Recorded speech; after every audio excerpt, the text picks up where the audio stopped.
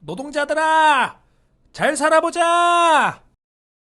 Weekly See You. See you. See you. See you. See you. See you. See you.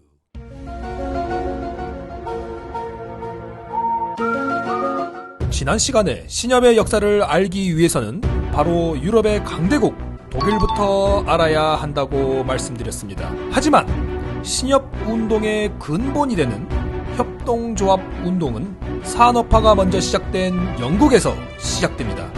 협동조합 운동이란 18세기 영국에서 시작된 산업혁명은 자본주의의 발전을 가져왔는데 그 과정에서 노동자의 삶과 현실은 개판도 이런 개판이 없었습니다.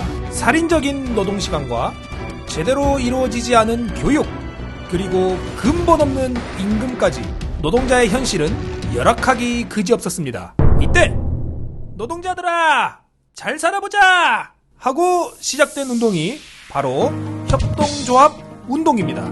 그럼 협동조합 운동을 이끌었던 대표적인 인물을 알아보겠습니다. 영국의 로버트 오웬, 조지 홀리요크, 독일의 라이프하이젠이 있습니다. 이분이 바로 협동조합 운동의 아버지로 불리우는 로버트 오웬입니다. 업적을 보면 당시 노동자들은 씹고 뜯고 맛보고 즐기지도 못해본 노동자의 복지를 실현하기 위해 힘쓴 분입니다. 그리고 로버트 오웬의 정신을 이어받아 그 유명한 로치데일 협동조합을 설립한 조지 홀리요크, 마지막으로 다른 협동조합 운동가와는 다르게 노동자들의 경제적 사회적 지위 향상을 위해서는 신용이 중요하다고 생각한 독일의 라이프하이젠까지. 이러한 협동조합 운동은 산업혁명으로 급속도로 자본주의가 발달하고 그 가운데 발생하는 자본주의의 모순을 보완하기 위한 산물이기 때문에 협동조합 운동은 자본주의의 역사와 함께합니다. 자, 그럼 이제 19세기 초중반 독일로 가보겠습니다. 당시 독일은 저 땅덩어리에 39개의 국가로 이루어져 있었으며 정치, 정책, 화폐 등이 모두 다른 말 그대로 난장판도 이런 난장판이 없었습니다.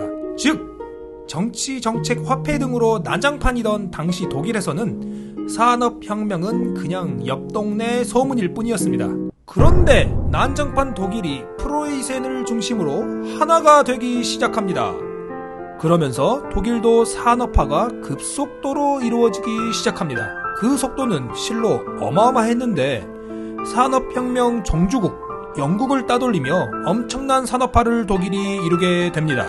당연히 독일 내 노동자들의 생활은 옆 동네 영국 노동자와 크게 다르지 않게 개판, 2판, 4판, 난장판이게 됩니다. 특히 적은 임금, 개념 없이 높은 고리대금 등으로 노동자의 생활은 갈수록 피폐해집니다. 바로 이때 앞서 말씀드린 그 사람, 바로 라이프하이젠이 등장합니다. 라이프하이젠은 노동자들이 힘들게 사는 이유가 바로 신용 때문이라고 생각했는데 그 신용을 바탕으로 협동조합 운동을 펼치기 시작합니다. 노동자들아, 함께 잘 살아보자! 바로 신용과 함께!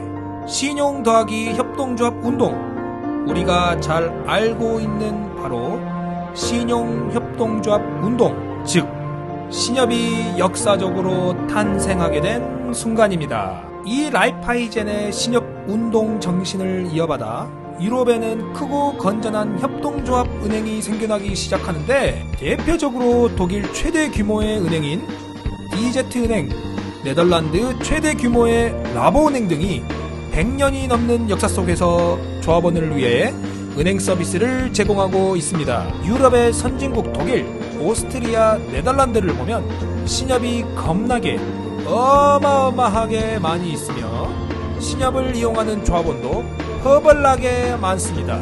신협을 이용하는 조합원을 위한 낮은 금리의 대출, 은행 서비스 등 만족도 또한 굉장히 높죠. 이렇게 전 세계적으로 잘나가고 금융위기에 강하다는 평가를 받고 있는 신협의 근본은 바로 독일의 라이프하이젠으로부터 시작됐습니다.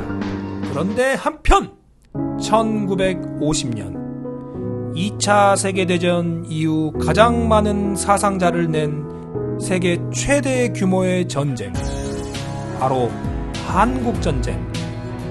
이 한국전쟁 이후 대한민국 상황은 실로 비참했는데 바로 그때 수녀님 한 분이 한국에 새로운 변화를 불러오기 시작합니다.